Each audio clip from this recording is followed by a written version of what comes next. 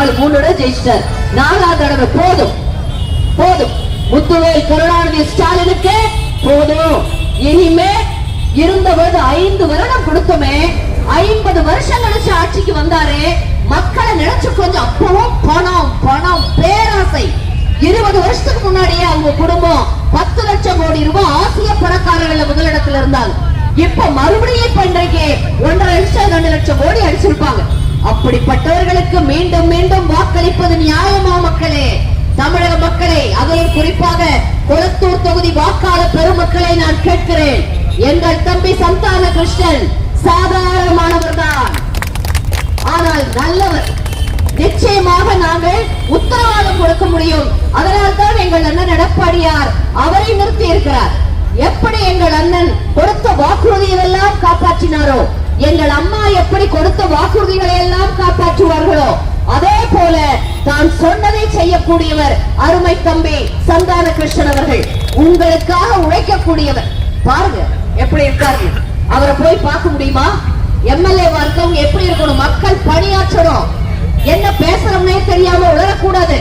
என்ன பேசுறதுனே அவருக்கு தெரியல. பேப்பர் இல்லாம குறிப்பு இல்லாம எதுவுமே பேச முடியல. வீட்டுல ரெஸ்ட் எடுக்க வேண்டியவங்க எல்லாம் மறுபடியும் பாலிடிக்ஸ்க்கு வர்றாங்க. அதுவுங்க திராவிட முன்னேற்ற கழகத்துல இதே வேலையா போச்சு.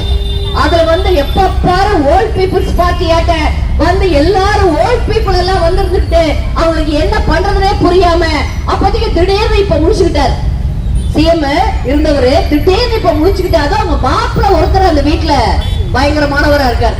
அவர் எழுப்பி விட்டுருப்பாரு, மாமா மாமா எந்திரிங்க, எலெக்ஷன் வந்துருச்சு. திடீர்னு எந்திரிச்சு ரிப்பன் கட் பண்ணிக்கிட்டே இருக்கிறார். காலையில ஒரு ஃபங்க்ஷன், மத்தியானம் ஒரு ஃபங்க்ஷன், ஈவினிங் ஒரு ஃபங்க்ஷன்.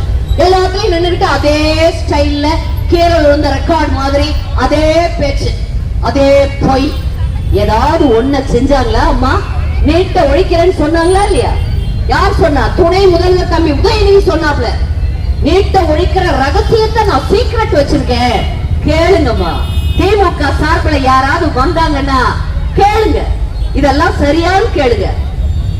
என்ன ரகசியம்? அந்த ரகசியத்தை எப்படி நீங்க 5 வருடங்களாக நடத்தவே இல்லைன்னு அவங்கள பார்த்து கேளுங்க. எய்ம்ஸ் மருத்துவமனை மதுரையில கொண்டு வருவாங்கன்னு சொன்னாங்க.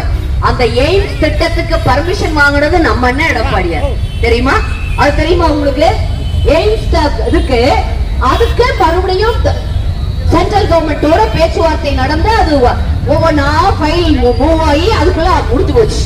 அதுக்குள்ள நம்ம ஆட்சி முடிஞ்சு இவர் வந்தார். திராவிட முன்னேற்ற கழக அரசு வந்தது.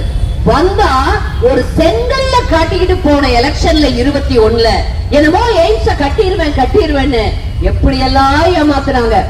இப்போ அப்பாவுக்கும் பையனுக்கு ஏமாத்துறதுக்கு ஒண்ணும் இல்ல. போன தடவை 525 வாக்குறுதி, இப்போ 517 வாக்குறுதி. யாராவது எவனாவது செய்யறவன் 500 வாக்குறுதிக்கு மேல கொடுப்பானா? நீங்க கேளுங்க திமுக உடன்பிறப்புகள்கிட்ட. திமுக உடன்பிறப்புகள் எனக்கு கவலை எல்லாம் நம்மளை பத்தி இல்ல, அவங்கள பத்தி, அவங்களுக்கு வாக்களிக்கிறவங்கள பத்தி தான். தமிழ்நாட்டை பத்தி உங்களுக்கு கவலையே இல்ல. தமிழ்நாடு எக்காடு கட்டாலும் யாருக்கும் கவலை இல்ல. ஆனா அவர்களுக்கு வாக்கு போடுவேன். என்னத்துக்கு? 10,72,000 கோடி. இது திமுக இப்ப கடந்த பிப்ரவரி மாசம் டிக்ளேர் பண்ண கடன். எப்படியாச்சு 5,19,000 கோடி கடன் எப்படி வந்தது? நீ அம்மாவுடைய திட்டங்கள், அண்ணா திமுக திட்டங்கள் எல்லாத்தையும் நிறுத்திட்ட, எதுவுமே பண்ணல.